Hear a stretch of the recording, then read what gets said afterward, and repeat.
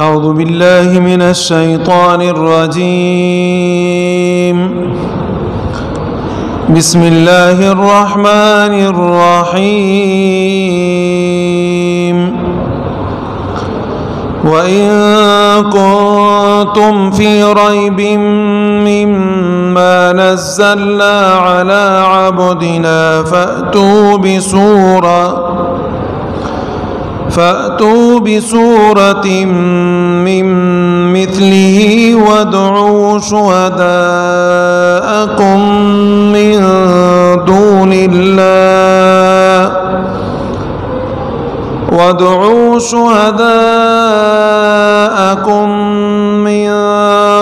الله إن كنتم صادقين وَإِن كُنتُمْ فِي رَيْبٍ اور اگر ہو تم شک میں مما نزلنا علی عبدنا اس میں جو ہم نے نازل کیا اپنے بندے پر فَأْتُوا بِسُورَةٍ تو بس لے کر آؤ چھوٹی سی صورت من مثلی اس کی طرح وَادْعُوا شُهَدَاءَكُم مِّن دُونِ اللَّهِ اور اپنے مددگاروں کو بلا لو اللہ کے علاوہ ان کنتم صادقین اگر ہو تم سچے۔ پچھلی آیتوں میں اللہ رب العزت نے بندوں کو عبادت کا حکم دیا تھا۔ اب اس آیت میں یہ کہ عبادت کرے کون سے طریقے پہ کرے، تو وہ طریقہ وہ کتاب اللہ رب العزت نے بتا دی کہ وہ قرآن کریم ہے۔ لیکن قرآن کریم کے نازل ہونے میں اگر کسی کو شک اور شبہ ہے کہ یہ اللہ کی کتاب نہیں، تو پھر ان کو چاہیے کہ وہ اس طرح کا کتاب بنا کے لے آئے۔ 3 طرح کی آیتیں ہیں۔ سب سے پہلے تو اللہ رب العزت نے ان سے فرمایا قُلْ إِنِ اجْتَمَعَتِ الْإِنسُ وَالْجِنُّ عَلَىٰ أَن يَأْتُوا بِمِثْلِ هَذَا الْقُرْآنِ کہ اگر آپ یہ کہتے ہو کہ یہ اللہ کا کتاب نہیں تو اس طرح کا کتاب لے کر آؤ۔ پھر اس کے بعد اس چیلنج کے بعد دوسرا چیلنج کہ اگر آپ کہتے ہو کہ یہ اللہ کا کتاب نہیں اور پورا قرآن تم لوگ نہیں بنا سکتے فَأْتُوا بِعَشْرِ سُوَرٍ مِثْلِهِ تو پھر 10 صورتیں بنا کے لے آؤ۔ یہ دوسرا چیلنج۔ اور اگر یہ پورا نہیں کر سکتے تو پھر تیسرا چیلنج یہ ہے کہ فَأْتُوا بِسُورَةٍ مِثْلِهِ ایک چھوٹی سی صورت بنا کے لے آؤ۔ لیکن صورت کیسی ہو؟ وہ ایسی نہ ہو کہ آپ اپنی طرف سے نہ الفاظ کی مناسبت اور نہ معنی کا سمجھ اور نہ انداز اچھا، ایسی آیتیں بنا کے لانے کی ضرورت نہیں ہے۔ آپ چھوٹی سی ایسی صورت لے کر آئے کہ جس کا معنی بھی اچھی طریقے سے ہو، جیسے کہ قرآن کا معنی ہے، اس کا اسلوب طریقہ بھی ایسا ہو جیسے کہ قرآن کا اسلوب اور طریقہ ہے اس کے حسن بھی ایسا ہو جیسے قرآن کریم کا حسن ہے، اس طریقے سے آپ لے کر آؤ۔ اب ظاہر ہے کہ قرآن کریم کی طرح یا اس کی چھوٹی سی چھوٹی سورت کی طرح کون بنا کے لا سکتا ہے؟ ہر چیلنج کے اندر کفار اور مشرکین ناکام ہوئے۔ اللہ رب العزت فرماتے ہیں فَأْتُوا بِسُورَةٍ، سورتین، اس کے اوپر تنوین ہے، دو زبر۔ یہ جو تنوین ہوتا ہے کبھی کسی بات کو بڑھانے کے لیے آتا ہے، اسی طریقے سے کبھی کبھی یہ تنوین حقارت کے لیے آتا ہے، اور کبھی کبھی بڑے کے لیے آتا ہے، کبھی کبھی چھوٹے سی چیز کے لیے آتا ہے۔ تو یہاں بسورتین کے اوپر جو تنوین دو زبر ہے، یہ اس بات کی طرف اشارہ ہے کہ بڑی صورت چھوڑ دو، چھوٹی سی چھوٹی صورت بھی آپ بنا کے لے آؤ، ہم مان لیں گے۔ یہ اللہ کی طرف سے ان کو پیغام ہے۔ فَإِن لَّمْ تَفْعَلُوا،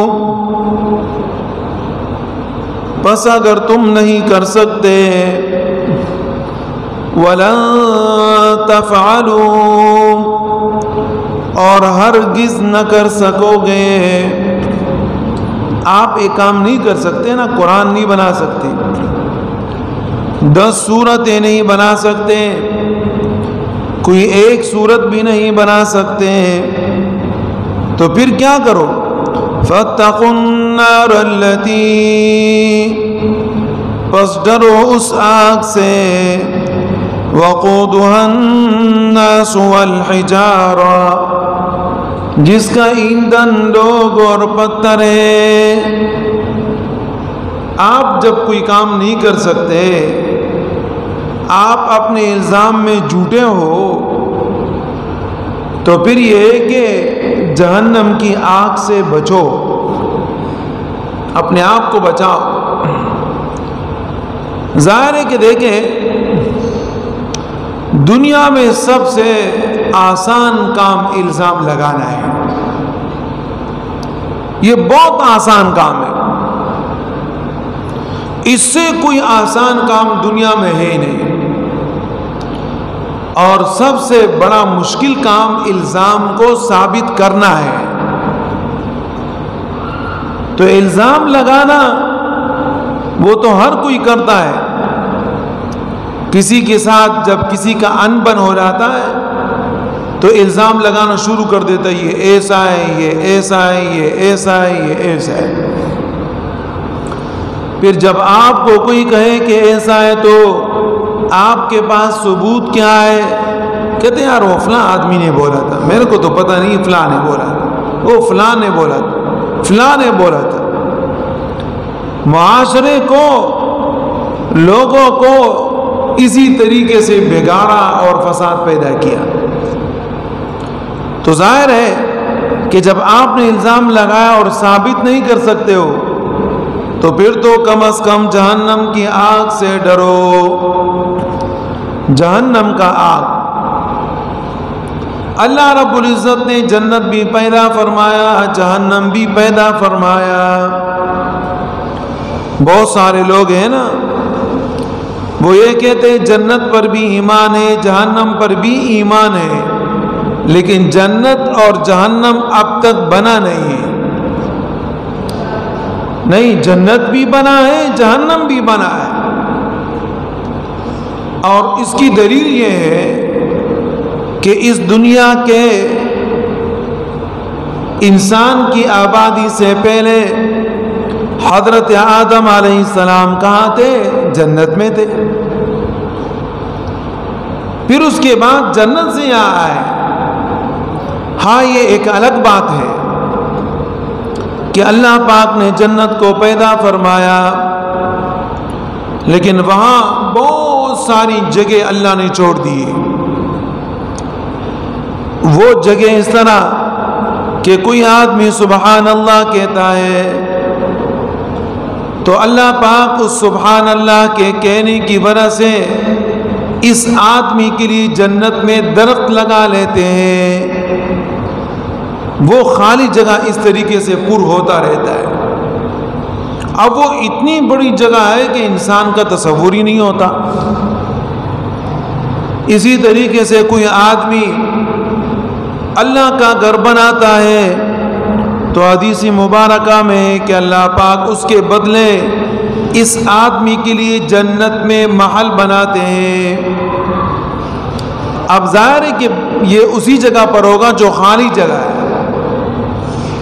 اور جو جگہ اللہ پاک نے آپ کے لیے فکس کیا ہے وہ تو فکس ہے، وہ تو تیار ہے۔ باقی آپ کے اعمال کے مطابق جیسے جیسے آپ نیک اعمال کرتے جاتے ہیں آپ کے لیے وہاں پر ذخیرہ بنتا جاتا ہے۔ اللہ رب العزت فرماتے ہیں فَاتَّقُوا النَّارَ الَّتِي، پس ڈرو اس آگ سے، وَقُودُهَا النَّاسُ وَالْحِجَارَةُ، جس کے ایندھن لوگ اور پتھر ہیں۔ لوگوں سے مراد کون لوگ ہیں؟ لوگوں سے مراد کافر ہیں۔ کافر جہنم کا ایندھن ہے، ہمیشہ وہاں ہوں گے۔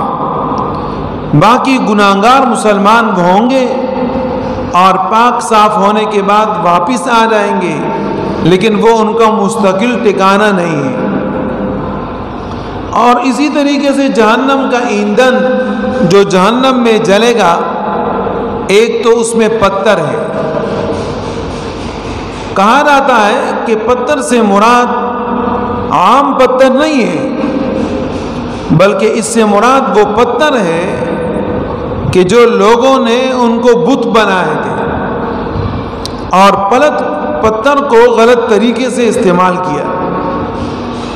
یا ایسا بھی ہو سکتا ہے کہ عام پتھر ہے خاص قسم کے، اس کے لیے پتھر بنائے گئے ہیں، پتھر کی طرح ہے، لیکن وہ ایک عام پتھر جو ہمارے ہاں یہ نہیں ہے، اس سے الگ ہے۔ لیکن وہ لوگ کہ جو بدعمل ہیں یا کافر ہے وہ جہنم جائیں گے۔ اعدت للکافرین، تیار کی گئی ہے کافروں کے واسطے۔ وبشر الذین آمنوا وعملوا الصالحات، خوشخبری سنا دیجئے ایمانداروں کو اور نیک اعمال کرنے والوں کو۔ نیک اعمال کرنے والوں کو خوشخبری سنا دو۔ اللہ رب العزت کا دستور ہے، طریقہ ہے کہ جب کسی آیت میں ڈرانا ہوتا ہے تو اس کے بعد آیت لے کر آتے ہیں کہ اس کے اندر خوشخبری ہوتی ہے۔ جب کسی آیت میں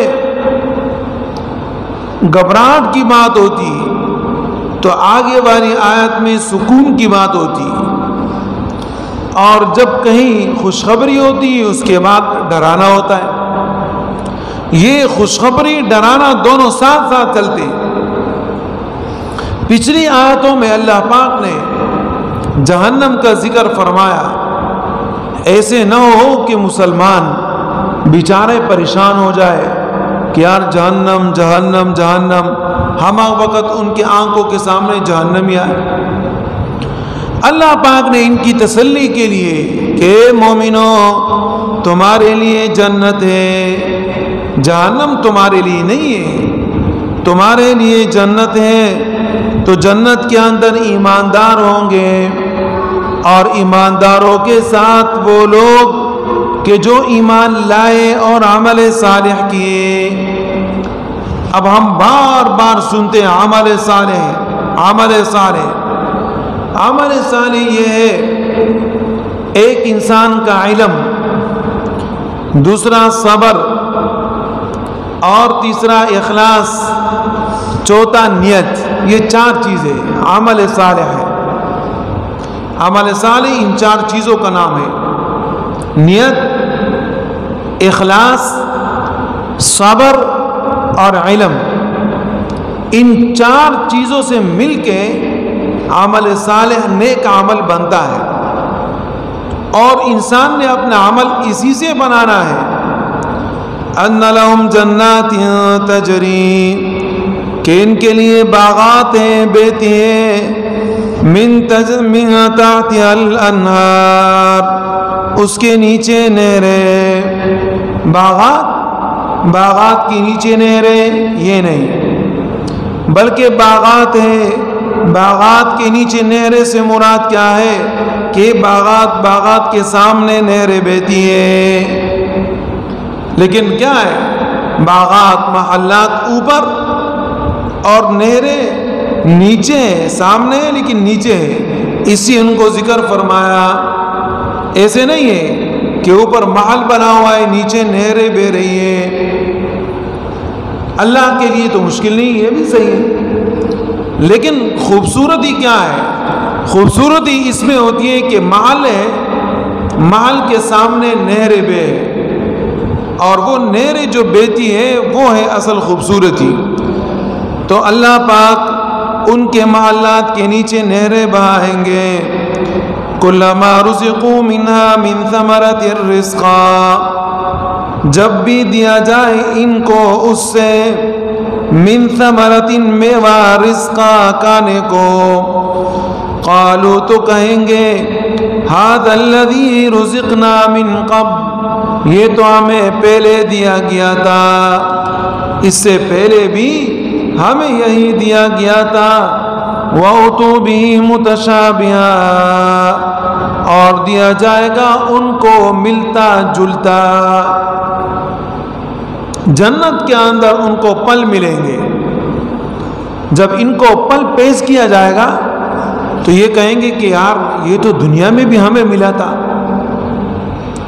اب دنیا میں ان کو سیب ملا، کیلا ملا، اور اسی طریقے سے امرود، بہت سارے میوہ جات، وہ سب ان کو ملے۔ اب جب آخرت میں ان کو ملے گا تو یہ یہی کہیں گے یار یہ تو وہی ہے جو ہمیں اللہ پاک نے دنیا میں عطا کیا تھا۔ تو اس کی طرح ہوں گے وہ جو دنیا میں، آخرت والے جو ہیں وہ اسی دنیا کی طرح ہوں گے، لیکن وہ صرف شکل میں ایسے ہوں گے، رنگ میں ایسے ہوں گے، ذائقے میں ایسے نہیں ہوں گے۔ جو وہاں کا ذائقہ ہے وہ ذائقہ یہاں کا نہیں ہے، اور جو ذائقہ یہاں کا ہے وہ ذائقہ جنت والے پھل فروٹ کا نہیں ہے۔ ظاہر کہ یہ تو دنیا ہے، چھوٹی سی چیز ہے، اس کے اندر جنت کا ذائقہ کہاں سے آئے گا؟ اور اسی طریقے سے وَلَهُمْ فِيهَا أَزْوَاجٌ مُطَهَّرَةٌ، اور ان کے لیے ہوں گی پاک بیویاں، پاک عورت اللہ پاک عطا فرمائیں گے جنت کے اندر۔ ہم فیہا خالدون، ہمیشہ جنت کے اندر رہیں گے۔ اللہ آپ کو ایک سے ایک نعمت دے، لیکن آپ کے دل میں یہ ہو کہ یار اللہ نے یہ نعمت دیا، کل ختم ہو جائے گا، تو پھر اس نعمت کا مزہ نہیں ہوتا ہے۔ ہاں ایسا نعمت کہ اللہ نے آپ کو دی اور ہمیشہ ہے، پھر اس کا مزہ ہی کچھ اور ہوتا ہے۔ تو جنت کے اندر جو اللہ آپ کو نعمتیں عطا فرمائیں گے وہ ایسی نعمتیں ہوگی کہ وہ ہمیشہ ہمیشہ کے لیے ہوگی، ختم ہونے کا نام نہیں، ہمیشہ آپ استعمال کرتے رہو۔ اللہ رب العزت ہم سب کو عمل صالح کی توفیق عطا فرمائے۔